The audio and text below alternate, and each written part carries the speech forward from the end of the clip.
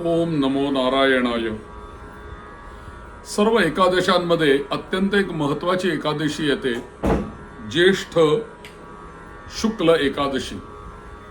प्रथमतः माझ्या या मंदार सुमंगल नावाच्या चॅनलमध्ये आपल्या सर्वांचं मी सहर्ष स्वागत करतो. असेच माझ्या या चॅनलला जोडलेले रहा.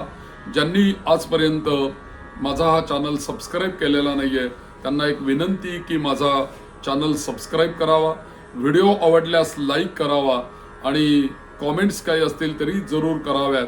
आपल्या परिवारामध्ये हा व्हिडिओ शेअर करत राहा, म्हणजे चांगली माहिती चांगल्या माणसांपर्यंत पोहोचवल्याचं एक पुण्य आपल्याला प्राप्त होईल. आपण एकादशी व्रताविषयी चर्चा करतो आहोत. या सर्व एकादशींमध्ये ज्येष्ठ महिन्यामध्ये शुक्ल पक्षामध्ये जी येणारी एकादशी असते त्या एकादशीला निर्जला एकादशी असं म्हणतात. या सर्व एकादशांमध्ये अत्यंत महत्वाची आणि पवित्र मानली जाणारी ही एकादशी आहे. शुक्ल पक्षातील एकादशी आहे आणि या एकादशीचं नाव आहे निर्जला एकादशी. म्हणजे निर्जला या शब्दातच त्याचा अर्थ आला की अन्न तर सोडाच, अन्नाबरोबर पाण्याचाही एक थेंब सुद्धा न घेता उपवास ज्या दिवशी केला जातो त्याला निर्जला एकादशी म्हणतात. म्हणजे अन्नाचा तर त्याग सगळ्याच एकादशींना आहे, पण या एकादशीला पाण्याचा सुद्धा त्याग आपल्याला करायचा. म्हणजे संपूर्ण एकादशीचं व्रत संपेतोपर्यंत पाण्याचा एकही थेंब सुद्धा आपण शरीराला द्यायचा नाहीये. याला अपवाद एवढाच आहे की आचमन करताना, संध्या करताना किंवा चूळ वगैरे आपण भरतो त्यावेळेला आपण पाणी आपल्या वापरू शकतो, पण तेवढ्याच पुरतं पाणी वापरावं आणि आपल्या शरीराशी त्याचा संयोग घडून येऊ द्यावा. पण पिण्यासाठी अजिबात पाणी त्या दिवशी घेऊ नये असं सांगितलेलं आहे. आचमन करायला हरकत नाही, कारण पूजा त्याशिवाय होणार नाही, म्हणून तेवढाच अपवाद आहे. पण ही अशी एकादशी आहे की या संपूर्ण व्रतामध्ये पाणी सुद्धा ग्रहण केलं जात नाही. प्रत्येक एकादशीला आपल्याकडे एक एक कथा सांगितलेली आहे. या निर्जला एकादशीची कथा जी आहे ही कथा पांडवांच्या मधल्या भीमसेनाशी ही निगडीत कथा आहे. म्हणून या एकादशीला एक नाव आहे, याला भीमसेन एकादशी असं सुद्धा म्हणतात. या एकादशीला भीम किंवा भीमसेनी एकादशी असं म्हणतात. कथा अशी आहे की पांडवांमध्ये केवळ भीम जर का सोडले तर युधिष्ठिर, अर्जुन, नकुल, सहदेव आणि द्रौपदी हे सगळे जण एकादशीचा उपवास अत्यंत कडकपणे करत असत.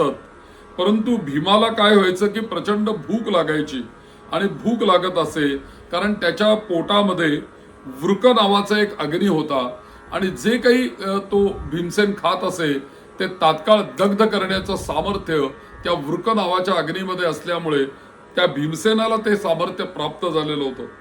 आणि त्यामुळे काय व्हायचं की या भीमाला उपवास करणं अजिबात शक्य होत नव्हतं. भीमाने काय केलं एकदा की आपली अडचण जी आहे ती अडचण महर्षी व्यासांना सांगितली आणि विचारलं की हे मुनिवर व्यास महर्षी, मी आपल्याला वंदन करतो. माझं कुटुंब प्रत्येक एकादशीला उपवास करतं आणि मलाही ते करायला सांगत असतात, परंतु मला भूक सहन होत नाही. उपवास न करता मला एकादशीचं पुण्य कसं मिळेल ते सांगा. कारण का मला अशी भीती वाटते की मी एकादशी जर का केली नाही तर मी नरकात जाईन. कारण जर का एकादशी केली नाही तर त्याचं फल नरकवास आहे आणि मला नरकवास नको आहे. तर असं काहीतरी उपाय सांगा की एकादशी व्रत न करता सुद्धा मला त्याचं पुण्य मिळेल आणि माझा नरकवास वाचेल.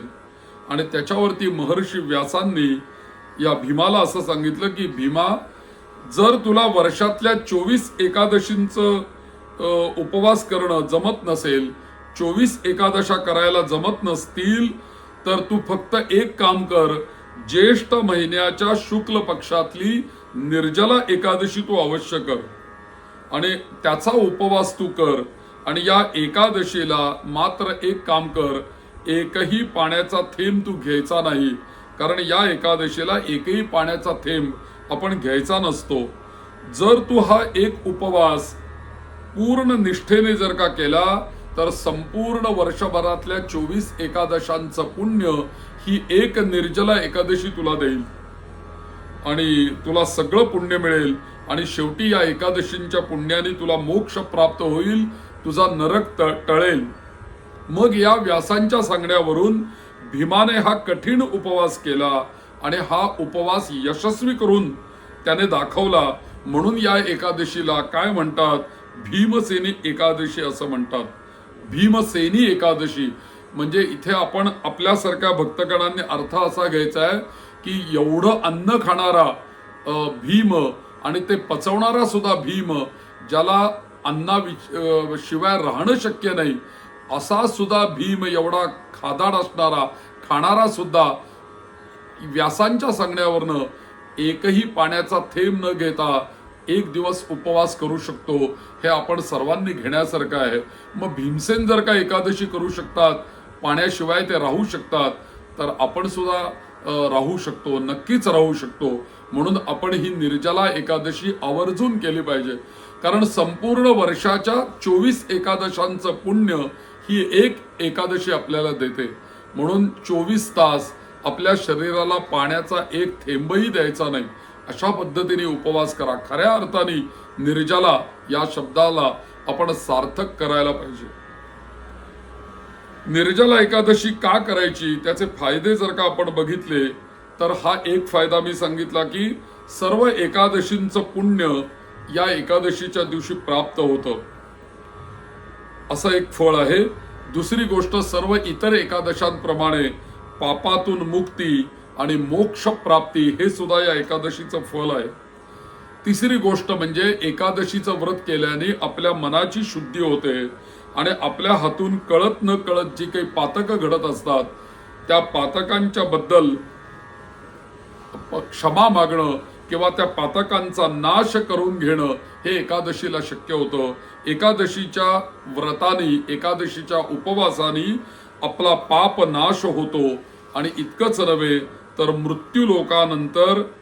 मृत्यूनंतर आपल्याला साक्षात विष्णू लोकामध्ये स्थान मिळतं, वैकुंठ धाम आपल्याला प्राप्त होतं, असं या एकादशीचं फल आहे.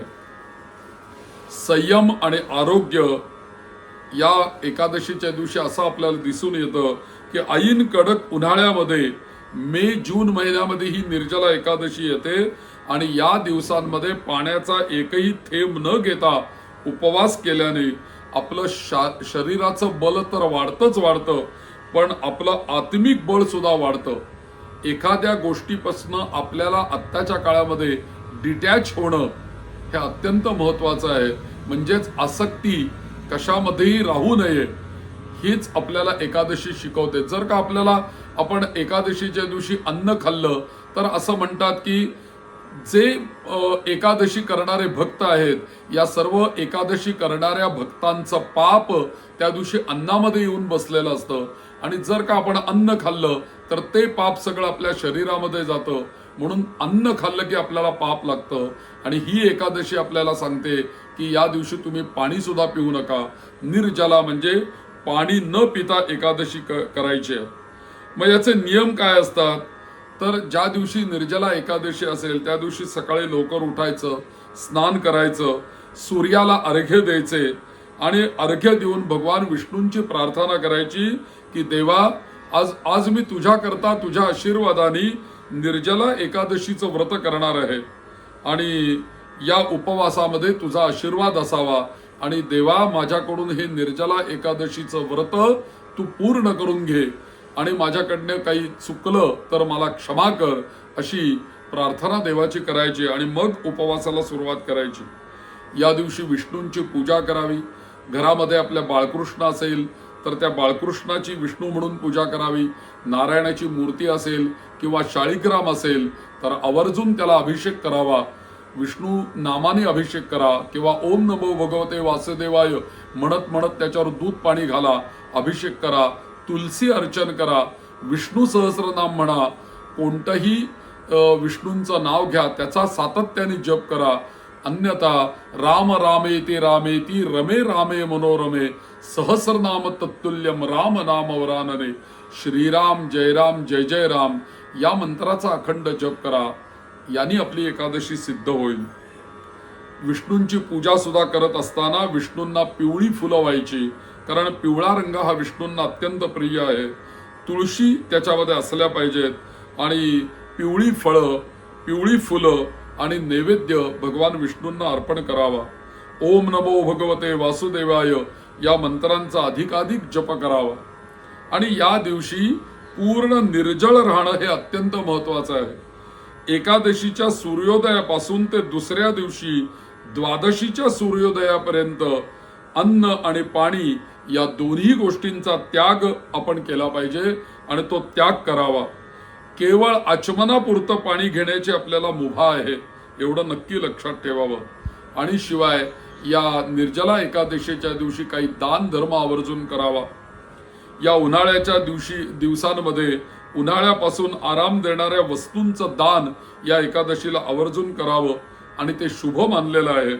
जसं की पाण्याचा घट देणं, पाणी भरलेला कलश देणं, किंवा आता हल्लीच्या काळामध्ये पाण्याने भरलेल्या बाटल्या दान देणं, किंवा छत्री देणं, पंखा देणं. त्याच्यानंतर थंड फळांमध्ये खरबूज आहे, कलिंगड आहे, आंबे आहेत आणि इतर काही उन्हापासून बचाव करणारे काही कपडे आहेत. अशा गोष्टींचं जरूर आपण या काळामध्ये दान करावं. त्याचं आपल्याला अक्षय फल प्राप्त होतं. म्हणून आपण निर्जला करायची आणि पाण्याचं दान करायचं. ही एकादशी आपल्याला हे शिकवते की तुम्ही पाणी घ्यायचं नाही, तुम्ही तुमच्या शरीराला पाण्यापासून पूर्णपणे अलिप्त ठेवायचं, डिटॅच ठेवायचं आणि मात्र दुसऱ्यांना पाण्याचं दान करायचं. ही एकादशी आपल्याला असं शिकवते. या दिवशी नक्कीच रात्री जागरण करावं असं सांगितलंय. आता जर का आपण दिवसभर उपवास केला, पाणी सुद्धा शरीराला दिलं नाही, तर रात्री आपल्याला साहजिक आपोआपच जागरण होतं.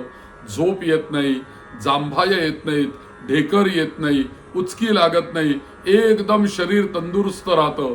त्यामुळे आपण नक्कीच एकादशीला जागरण करू शकतो. आणि एकादशीचं व्रत हे अहोरात्र आहे, म्हणजे दिवसाही व्रत करायचंय, रात्रीही हे व्रत करायचंय. मग रात्रो हरिकीर्तनात हरिसंकीर्तन करावं, जागरण करावं. विष्णू सहस्त्रनामाचं पारायण जर का एकादशीच्या दिवशी रात्री आपण जर का मध्यरात्री केलं आणि सातत्याने जर का कमीत कमी 12 तरी आवृत्त्या आपण जर का एकादशीच्या दिवशी करू शकलो, तर त्याचं असं फल सांगितलेलं आहे की आपल्याला भगवान नारायणांचं, विष्णूंचं साक्षात दर्शन घडू शकेल, असं त्याचं फल सांगितलेलं आहे. ओम नमो भगवते वासुदेवाय हा तर मंत्र आहेच आहे. म्हणून रात्री सुद्धा मध्यरात्री या विष्णू सहस्त्रनामाचा पाठ किंवा जप करावा, संकीर्तन करावं, भजन करावं. अशा पद्धतीने रात्र घालवावी. आणि दुसऱ्या दिवशी द्वादशीला सकाळी उठून पुन्हा स्नान आणि पूजा करावी. आणि ती पूजा करत असताना सर्वप्रथम ब्राह्मणाला किंवा गरजू माणसाला अन्न आणि पाण्याचा घडा दान करावा आणि त्यानंतर स्वतः पाणी प्यावं आणि सात्विक आहार घेऊन उपवास आपला सोडावा. प्रकृती जर का आपली ठीक नसेल तर मात्र किंवा वृद्ध किंवा आजारी व्यक्ती असेल तर त्यांनी मात्र शरीराला त्रास देऊन निर्जळ उपवास करू नये. त्यांनी नेहमीप्रमाणे फलाहार, दुग्ध आहार घेऊन उपवास करावा. कारण का की आता गोळ्या घ्यायच्या असतात, काहीतरी खायला प्यायला लागतं, तर मग अशा वेळेला तुम्ही दूध पिऊ शकता, फळं खाऊ शकता. अशा पद्धतीने तुम्ही उपवास असा करू शकता. तर अशा पद्धतीने या निर्जला एकादशीचं एक महत्व असं आहे की संपूर्ण 24 एकादशांचं पुण्य ही निर्जला एकादशी आपल्याला देत असते. ही ज्येष्ठ महिन्यामध्ये शुक्ल पक्षामध्ये येणारी निर्जला एकादशी आहे. पद्मपुराणामध्ये असं सांगितलेलं आहे की 24 एकादशींचं जे तेज आहे ते तेज इतकं आहे की त्याला उपमा अशी दिली गेली की जसं सूर्याच्या तेजापुढे सर्व तारे फिके पडतात, तसंच या एका निर्जला एकादशीमुळे किंवा या निर्जला एकादशीच्या एका उपवासामुळे या उपवासाच्या पुढे किंवा या उपवासाच्या पुण्याच्या पुढे इतर सर्व उपवासांचे पुण्य हे फिकं पडतं असं सांगितलेलं आहे. म्हणजे सर्वश्रेष्ठ उपवास हा निर्जला एकादशीचा आहे. ज्येष्ठ महिन्यामध्ये पाणी दुर्मिळ असतं आणि म्हणून पुराणांनी या व्रताच्या माध्यमातून मानवाला पाण्याचं महत्त्व पटवून दिलेलं आहे. स्वतः पाणी न पिता दुसऱ्या तहानलेल्या प्राण्याला किंवा माणसाला पाणी पाजणं हाच या व्रताचा खरा मूळ उद्देश आहे. या निर्जला एकादशीच्या बाबतीत असं म्हटलेलं आहे की सर्व एकादशींचं पुण्य ती देतेच आपल्याला. असं सांगितलेलं आहे, ज्येष्ठे मासी सिते पक्षे एकादश्यां यतव्रतः जलवर्जम प्रकुर्वीत उपवासम प्रयत्नतः. म्हणजे ज्येष्ठ महिन्याच्या शुक्ल पक्षातील एकादशीला अत्यंत प्रयत्नाने कठोरपणे पाण्याचाही त्याग करून उपवास करावा असं सांगितलेलं आहे. अर्थातच सर्व एकादशांचं फल देणारी ही एकादशी आहे.